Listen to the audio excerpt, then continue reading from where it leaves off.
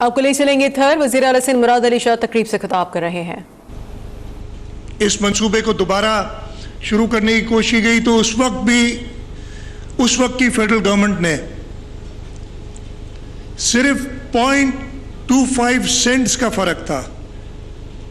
उस वक्त भी चाइनीज इन्वेस्टर्स थे जो आना चाह रहे थे, उन्होंने 0.25 सेंट्स के फर्क से इस प्रोजेक्ट को ड्रॉप कर दिया। और ये वो वक्त था जो अभी समद साहब ने जिक्र किया कि 2008 में पाकिस्तान पीपल्स पार्टी की हुकूमत आई।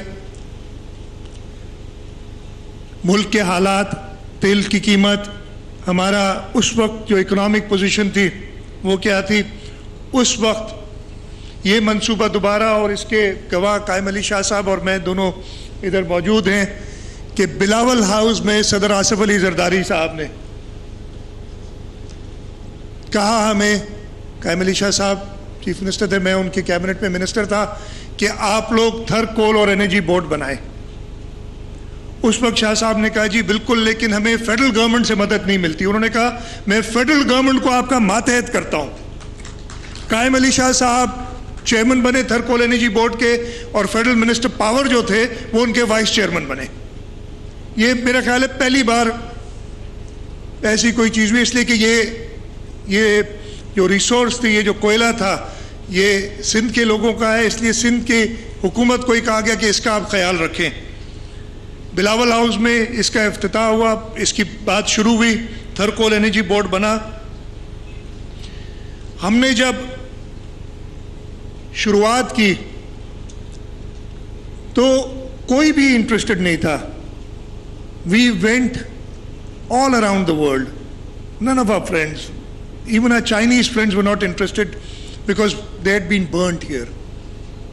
जो उनके साथ किया था पिछली हुकूमतों ने, उस वक्त मैं शुक्रगुजार हूँ एंग्रो कॉरपोरेशन का कि उन्होंने कहा कि हम करेंगे, लेकिन इस शर्त पे कि हुकूमत सिंध हमारे साथ पार्टनरशिप में आए। हमने उस बात को माना और ये 2009-10 में ये पार्टनरशिप शुरू हुई और हमने यहाँ पे काम शुरू किया। मैं पहली बार यहाँ पे तकरीबन इसी जगह पे, यहाँ से करीबी 2008 में आया था, जब हम अभी एंग्रो हमारे साथ नहीं थी। हमारी वो डीप रॉक ड्रिलिंग एक कंपनी थी, उसकी ब्रिक्स पे बैठ के वो एक्सप्लोरेशन कर रहे थे, वो टेस्टिंग कर रहे थे, उधर आए थे। एंग्रो के साथ मिलके हमने काम किया और हमने बहुत सख्त मुखालफत पाई। हमें डिस्करेज करने की कोशिश की गई। हमें कहा गया यहां तो कोयला ही नहीं है। हमने यू टर्न नहीं लिया। फिर हमें कहा गया इसकी सल्फर कंटेंट इतनी ज्यादा है, तुम लोग किस चक्कर में लग गए हो। हमने यू टर्न नहीं लिया। हमें फिर कहा गया इसमें मॉइस्चर इतना है और इसको निकालोगे इसमें आग लग जाएगी। हमने फिर भी यू टर्न नहीं लिया। कहा गया इसकी कैलोरीफिक वैल्यू इतनी कम है कि इससे आप बिजली पैदा ही नहीं कर सकते। हमने फिर भी अपना रिजॉल्व कायम रखा और यू टर्न नहीं लिया। कोई और हुकूमत होती तो अब तक भाग चुकी होती, छोड़ चुके होते ये जगह। इश्यूज थे, जैसे अभी बताया गया, टेक्निकल इश्यूज थे। किसी ने भी इस पाकिस्तान में किसी ने भी इस लेवल की ओपन पिट माइनिंग में की नहीं थी। हमें कहा गया कि यहाँ पे पानी के एक्वाफायर हैं, पानी कहाँ करोगे, सब चीज़ें फेल हो जाएंगी। जितना ज़्यादा मुखालफत हुई उतना ज़्यादा हमारा रिजॉल्व स्ट्रेंथन हुआ और हम आगे बढ़ते चले गए।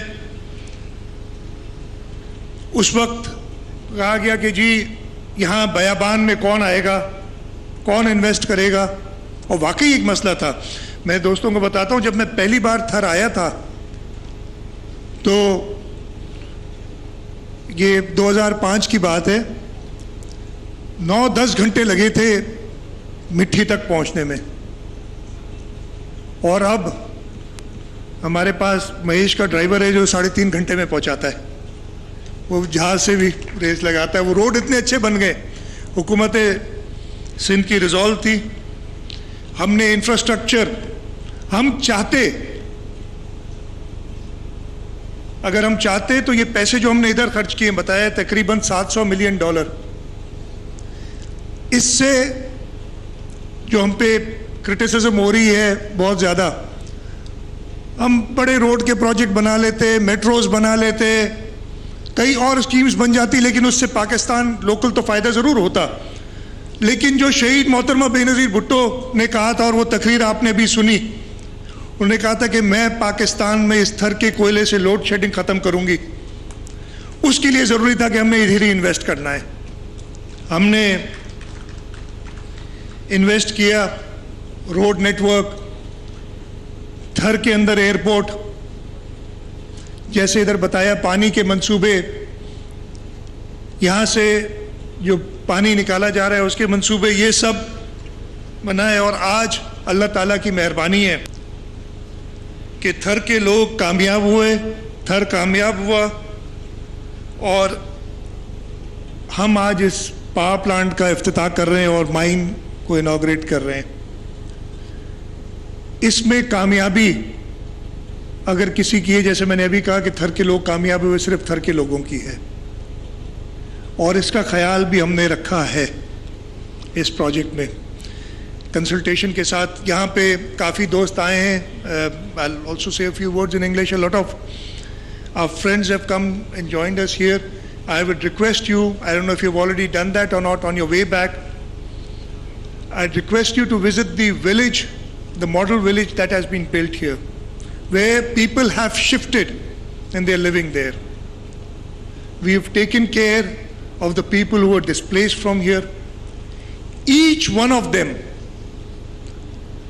total 1228 families, are literally shareholders of Thar along with the government of Sindh.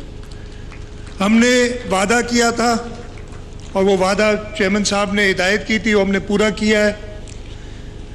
Her family को, एक तो जो भी डिस्प्लेस हुआ है उसको घर दिया जा रहा है।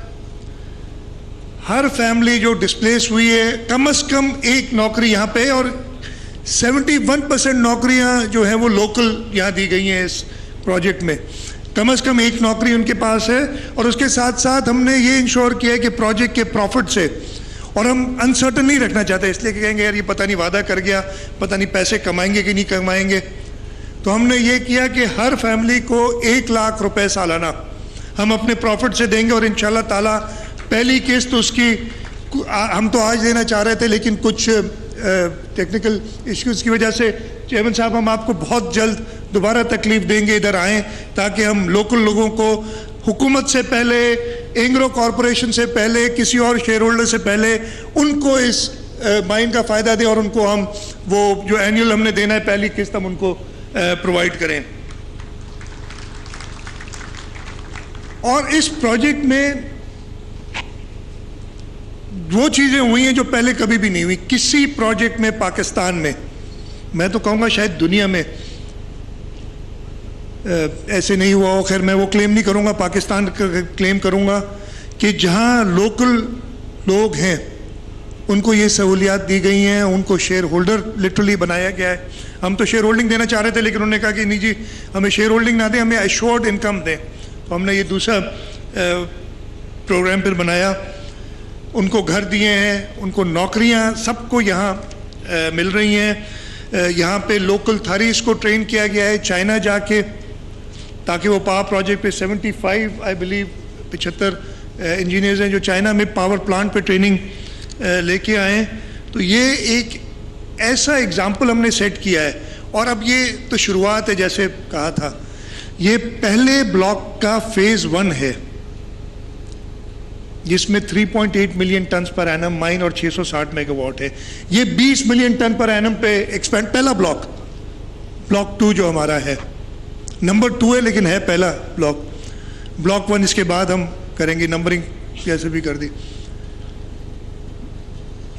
इसमें हमने ये कहा है, और ये जो भी हमारे साथ पार्टनर्स हैं उनके साथ मिलके ये तहिया किया है कि हम जो हमने क़याम कर लिया थर फाउंडेशन उसका बनाएंगे। हुकूमत सिंध ने ये कहा है कि ये थर फाउंडेशन के प्रोजेक्ट्स को हम जो भी रॉयल्टी हमें मिलेगी थर से, इसलिए रॉयल्टी होती क्या है, रॉयल्टी ओनरशिप होती है, और ओनर्स कौन है, थर के लोग हैं, तो खर्च कहाँ होना है, यहीं होना है।